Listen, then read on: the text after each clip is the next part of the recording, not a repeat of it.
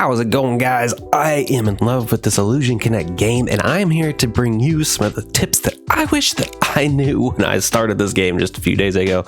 I have made myself a handful of mistakes, and I've learned quite a few things. Don't tell my wife, but I kind of wailed a little bit. I'm prepared to tell you how to and how not to play this game.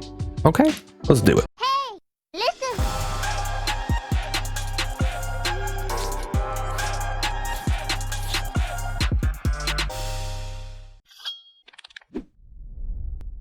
Just do it! Number 1. Alright guys, so the first thing I want to go over is do not be baited by SSR heroes. Yes, there are some that are incredibly good, like Miyuki is incredibly good, my Kiria is incredibly good, and my Phoebe is incredibly good, but from that guys, there are quite a few SR units and R units that will actually beat out a lot of the SSR units. Pan is definitely one of those units. Pan is a ridiculously good assassin type unit. Jasmine is also a very strong healer. And if we look through this, guys, your starting units are actually incredibly good. I would prefer them over a lot of SSRs, and I will show you why I can say that with confidence. I use Franciva at the beginning, guys. I learned very quickly that she is a rough sell. She does not bring what you need to the table. She could work if you make hyper-specific comps, but man, oh man, I am not a fan. And then down here to Finnabeth, no thank you, guys. And there are quite a few SRs, guys, that I am amazed by how much potential they have. There's this R unit right here that I was looking at earlier today, and I am amazed by the kit that I am reading, and she's going to be the next thing that I actually work on. So look at this. Ray grants 1 immunity to fatal damage per battle, and damage dealt to Guardian classes enemies increases by 28%. That's a really good passive, guys. So she can be stalling out damage, and if someone's throwing something like a Maki at you, it actually will negate their ability to then chain their attack off someone else when she is supposed to die. Now, if we keep looking here even more, Ray attacks 3 random targets and deals 280% damage, has a 60% chance to trigger Frenzy, dealing 100% additional damage, and stuns the target for 1 round. HP is reduced to 1 after Frenzy is triggered. You can throw her out there when the opposing team has a board state that you cannot beat and basically just neglect their entire board state just by sacrificing Ray. So that is tip number 1. Do not be afraid to look at your Rs and your SSRs. Number 2. And tip number 2, guys, do not forget about lens upgrades. As you are collecting these units, each hero can be upgraded by their star amount. These stars not only add a good amount of base stats, they also give them new passives. And also, guys, you need to remember that they also come with these lens chests. As you upgrade them, you can then choose between 3 options who it is you want to select. And as you can see, I have made a number of choices, and I do not know who I will get to make on my 4th decision.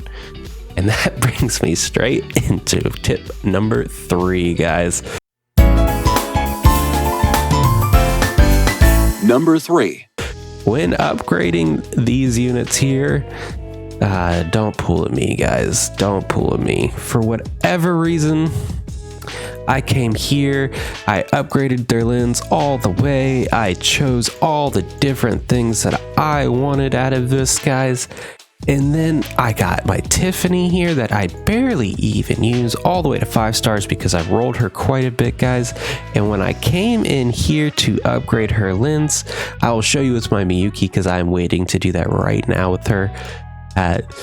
You can see that you need these fragments here, right? You collect this dust and then you can use shards that you had before.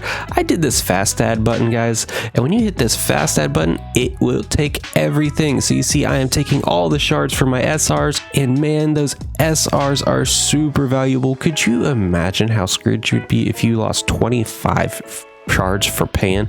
And let me make it even worse for you guys. I was sitting on 60 Riki of shards and 60 Ant shards, and I had not leveled them up And guys, I auto added to get Tiffany to 5 stars, and I don't even use Tiffany. I don't know why. That's the cardinal sin in all gachas. Never use the fast equips, never use those things. They are notorious for stealing your best resources, but I was loving the game. I was super excited to get into it, and man, oh man, did it backfire me. So don't do that. That is my tip number 3. Number 4. Tip number 4, as you can see with these lens systems here, do not be afraid with duplicates. Duplicates are your friends. You need these lens chests. You need to get these new passives on your skills. You need the based attributes. Dupes are not a bad thing in this game. Don't just hunt for a single hero, guys. Look for dupes as well. I've spent almost all of my rolls just hunting for multiple Miyukis. I know I will be getting an additional Miyuki at my day 8 mark, and I think that I have a really good shot at 6-starring my Miyuki right off the bat. I do have a roll session video if you are interested in that as well, of me trying to go for this, the thing that I wailed that I don't want to tell my wife about. And so guys, Number 5. the next tip that I want to give you is related to trials. These daily trials, guys, are a very, very good source of obtaining items, but as you get through the game, guys, create goals in your mind of how fast you are going to progress. If you want to make a goal, you should make it based off of your challenge attempts and how far you can get. As you can see, you unlock new stages of this as you progress, and each stage makes it better and better. So at the end of the day, guys, know where you want to be. If you don't think you're going to get to 30, just come in here and use your energy towards raiding these things, okay guys?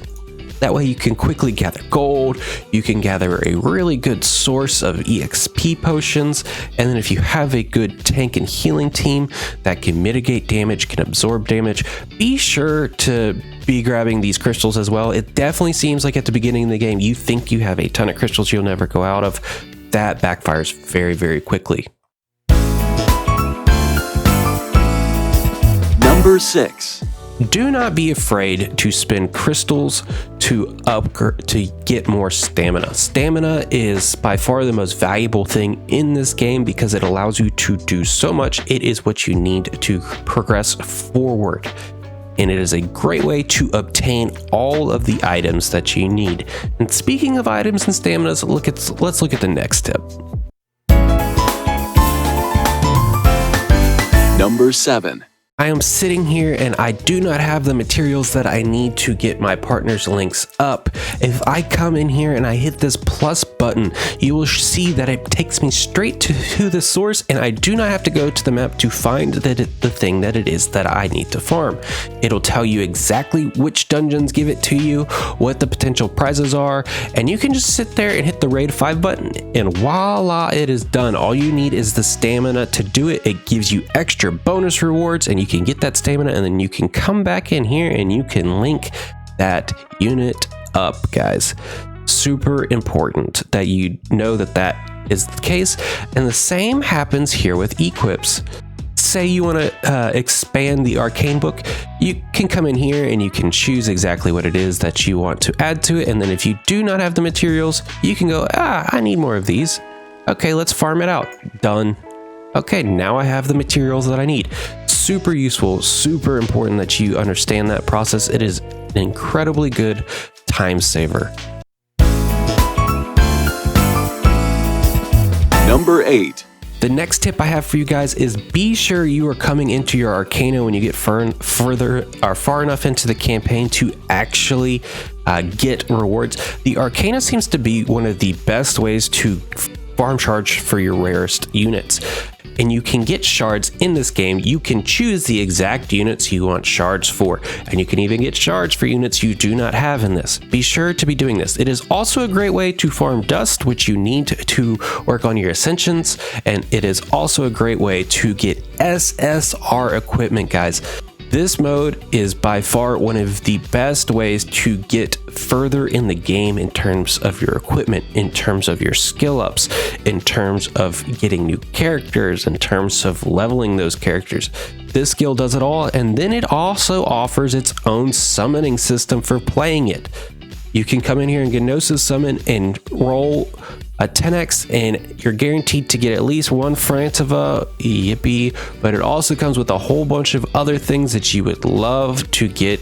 You can get upwards to 500,000 gold just from a single drop in here. Very, very good drop system. The same goes for your guild system, guys. So be sure that you're looking at your guild's contribution scores and getting that as max as you can, and your PvP scores. They all have their own summoning system. So with that being said, these are actually your priorities to get done every day, more so than even using your stamina. You can burn through your stamina in a matter of seconds. Make sure that you are using your arcanas, your PvPs, and your guild contributions, guys. Number 9. The next tip I have for you is actually in the arena. When you're in the arena, don't actually think of these challenge tickets as challenges. You can come in here and say, hey, look, I'm gonna fight this adept here. I'm gonna try to fast challenge him. Notice how I have 7 down here? Oh, I actually beat him. I was actually anticipating to lose that one. Let's try Croman. We're gonna fast challenge this one, and you see I lost it. I had a failure here. I could not fast challenge beat him. I can hit confirm, and you see that my challenge did not go down by 1. I can come in here again and do the same thing. Fast challenge. I failed again. My challenge ticket did not go down, guys. These are victories. You can sit there and strategize and try to beat someone over and over and over and over again. It is incredibly valuable that you realize that right out the bat. You can set the order in which your units come to you in these battles. You will have the exact same drops to you every time. And so for me, I have this unit called Camille, and Camille is actually incredibly strong if you get him in the beginning, because each time one of your units dies, he goes down in cost by 1, and he starts at 20. So you definitely want him to go down by 1. Generally, I keep him at the beginning and I wait until after my Kyria dies, and if I don't have Victoria to throw on the board for the taunt, I can throw Camille down for around the same cost as Victoria, but generally he is the last unit that I am throwing out there because of his reflect damage, taking out AoE targets, taking out assassin targets. So you can actually prioritize which units you need up front and then base a strategy around that. Don't forget that this isn't the same as your general grinding when you're out in the campaign where it gives it to you randomly. You can make those decisions. And the same tip there goes for Arcana as well. You can make that same decision there as well. Number 10. The next tip is that your server is your server. Each server is at a different part in the growth cycle of the game. What you see happening on your server doesn't actually always reflect what is happening on other servers. These servers are based off of starting points. When you join a server, just about everybody you're joining with is at the same spot when it all begins.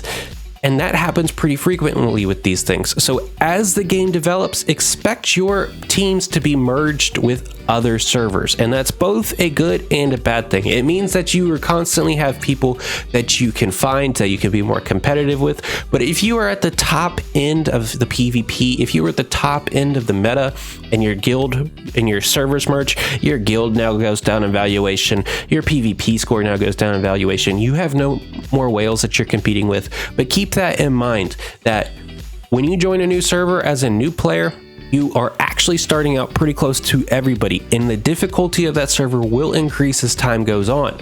So keep that in mind. And if you are a new player and you're joining an old server, try to do a little bit of research to figure out what the new servers will be or when they're coming out, so that you could potentially be at the front of your server and not really the back. You will also see a lot of older players join a new server knowing that they have the advantage of knowing what they're doing, trying to get to the end game as quickly as they can. And it's really fun for things like for old players to get in there and try to stay at the front of it. So you can look at it as both a bad and a good thing, but it's a good thing to have in mind. So that's my tip for you. All right, guys, that'll do it for this tip video. Thank you so much for checking that out. If you liked this video, be sure to like and subscribe. Leave me some engagement, leave me some feedback so I can know how best to help you as you prepare for Illusion Connect, as you play Illusion Connect, and as you develop and see new gachas. All right, guys, take care.